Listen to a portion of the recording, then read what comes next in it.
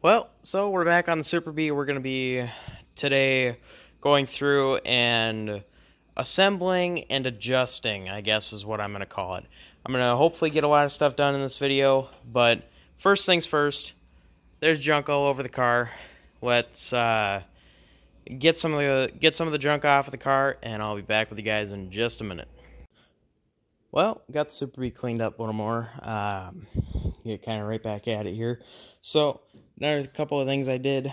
First of all, I cleaned the car off. At least mostly clean, you know. They say clean shop's a happy shop. I would imagine a clean car is a happy car. And it at least went up a notch. Anyways.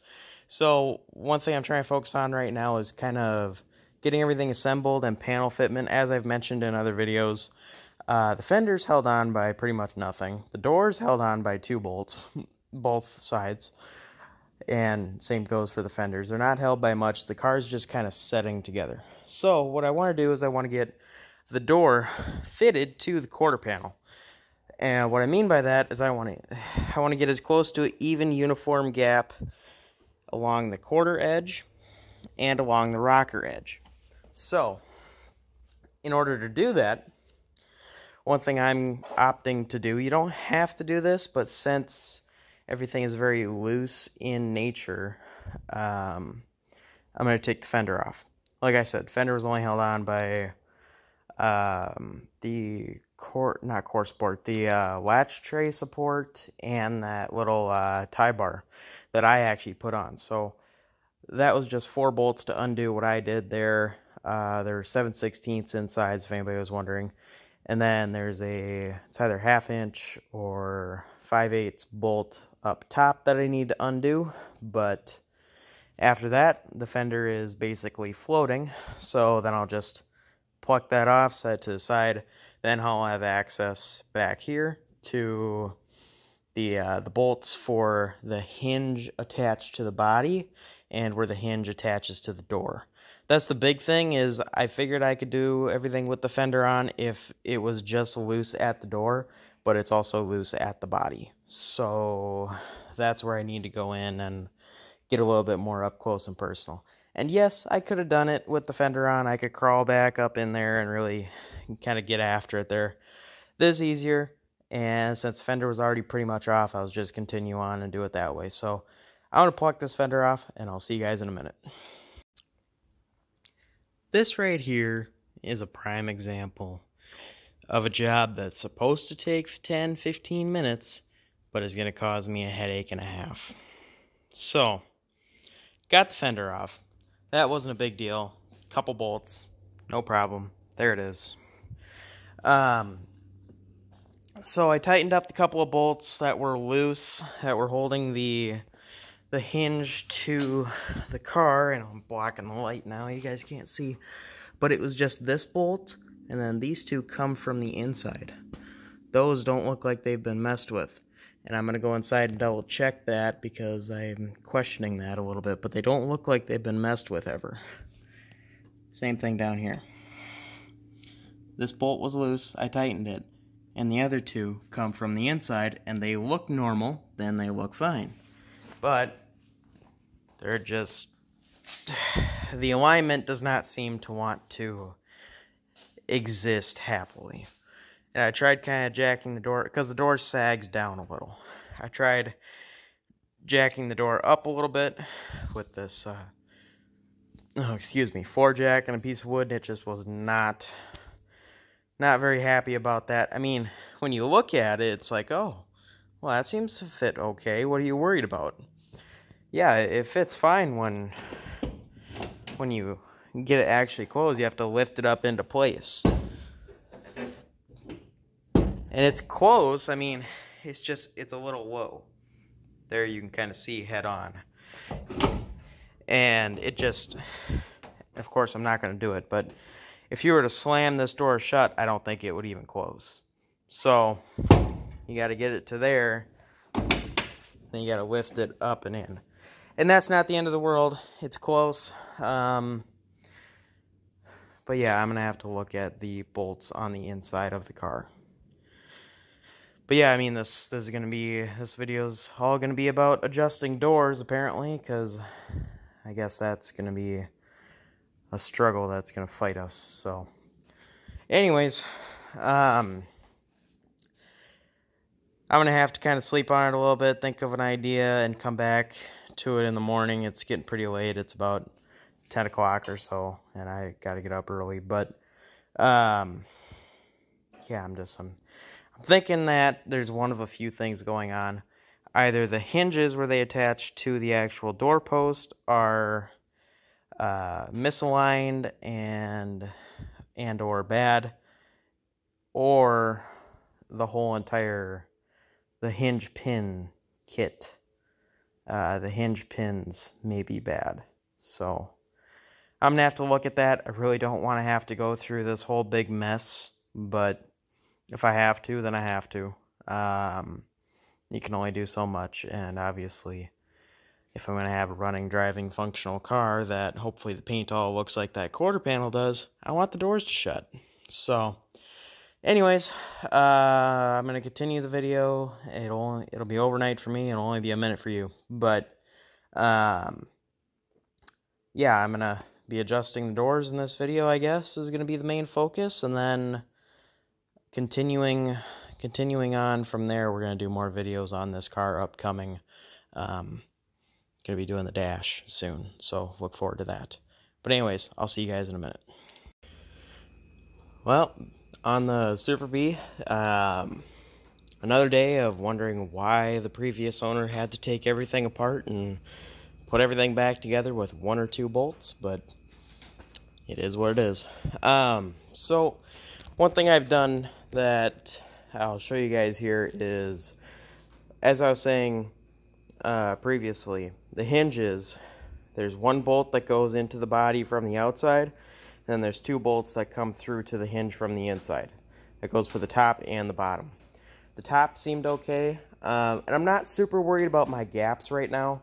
It would be nice to have uniform gaps, but step 1 is I just want to get the door to be able to actually close properly. So that's what I want to work on right now, and I think I've found a solution to that. So I've loosened, not taken out, but just loosened the bottom bolts for the hinge to the body, that connection there.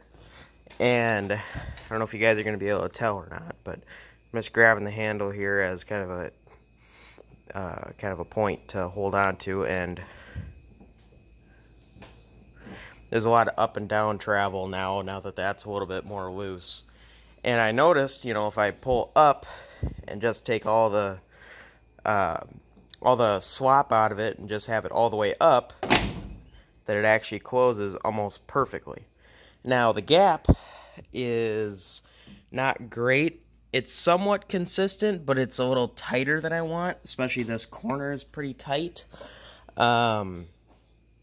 But as far as like this body line and stuff, that's pretty close right there. So I'm probably just going to leave it at that right now. So what I'm going to do is I'm going to take it out right here. I got my jack and my block of wood here. So I'm going to jack the door up so it takes all that slop out of it and pulls it as much up as it can. I'm not going to crank on the jack or anything and end up bending the door. I'm just taking the slack out of it. Then I'm going to tighten those bolts back up and see if that fixes our problem or not. But I'm going to do that quick, and I'll bring you guys back in just a minute. Well, I went ahead and I used my floor jack with the blocks of wood, and I jacked the door up, pulled all the slop out of it like I was telling you guys about, and then tightened up the bolts. Went to close it, I actually pushed it up a little bit too high, so I had to loosen it, drop it down a little bit slowly, bit by bit, and now we have, like I was saying, the gaps are not very good. But you can see it lines up mostly. It's pretty consistent up until you get towards the bottom. It's really tight there. But that's not really the end of the world. I'd like to go through and get a better gap. I need to have a larger gap there. Actually, I need to push the door forward a little. So we're going to see if we could do that. But as of right now, it's good enough. So this door now actually closes properly. So kind of a cool little thing. It's just a small little accomplishment, but it's little stuff like this that brings the car just that much closer to being functional again. So anyways, I was just going to kind of leave it at that, have this be, you know, a video kind of adjusting doors. It's a fairly simple process once you really look at it. Once you look at it and understand the way things move. But it definitely does take a little bit of thinking, because you have the hinge to the door on upper and lower, which will control your up and down a little bit, your in and out towards the body a little bit, and your tilt a little bit. So definitely, or your tilt, like if you were to have the top tilted in or tilted out. So definitely a little bit of a learning process, and then the fact that there's the hinges to the body that, you know, they just have basically forward, backward, up, down. So yeah, definitely a lot of factors to look at, and it's not as easy as I thought it was going to be. So definitely learned a few things here and there, which I will then go over and apply to the other side, to the other door. And like I said, I will be making a couple of tweaks to this one. So, but learned a few things, maybe help you guys learn a couple of things. If you did, definitely let me know. Otherwise, we're going to be going ahead and I'm going to do the other side. I'm going to do that off camera. You guys don't need to see that. Same thing as this. And then I'm going to be putting our fender here back on the car. But what I might do before then, I might go through and do the wet sanding and the buffing on the fender before putting it back on. I don't know. Let me know what you guys think you would do if you were in my position. And this is, I wish I had a better fender. This is the worst part of the car. It's not rusty. None of this car is really rusty. There's some rust in the trunk, but it got pretty mangled here at some point. I don't know what happened to it. Like I said in previous videos, and I'll continue to say it, I have almost no history on this car. This is probably the car I know the least amount of history on that I've ever worked on. So definitely a little bit of question marks here and there. So I don't know. That's going to be a pain. That's annoying. But the worst part is the front of the fender is pretty bashed up there. But anyways, I do have a paintless dent removal kit. I might give that a try.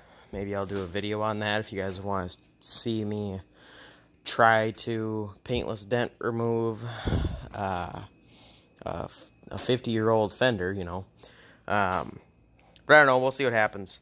But yeah, that was adjusting a door on a B body. It's same as A bodies and E bodies and a bunch of other stuff, and you can use this on a bunch of different cars too. So anyways, I'm gonna leave it at that, and I'll see you guys in the next video.